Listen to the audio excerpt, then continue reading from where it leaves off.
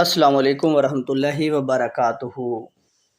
حضرت علی کرم اللہ وجہ فرماتے ہیں کہ میں جب بھی نبی صلی اللہ علیہ وآلہ وسلم سے کوئی حدیث سنتا تھا تو اللہ تعالیٰ جسے چاہتا تھا مجھے اس سے فائدہ پہنچاتا تھا، اور جب کوئی دوسرا شخص مجھ سے نبی صلی اللہ علیہ وآلہ وسلم کی کوئی حدیث بیان کرتا تو میں اس سے اس پر قسم لیتا۔ جب وہ قسم کھا لیتا کہ یہ حدیث اس نے نبی صلی اللہ علیہ وآلہ وسلم سے سنی ہے، تب کہیں جا کر میں اس کی بات کو سچا تسلیم کرتا تھا۔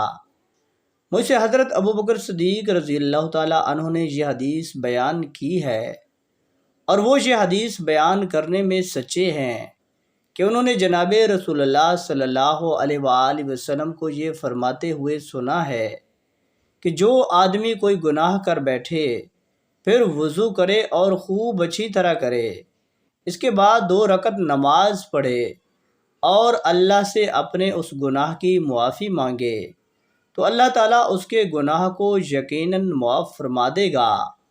مسند احمد حدیث نمبر 2۔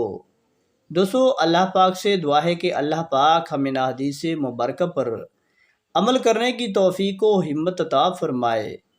آمین ثم آمین۔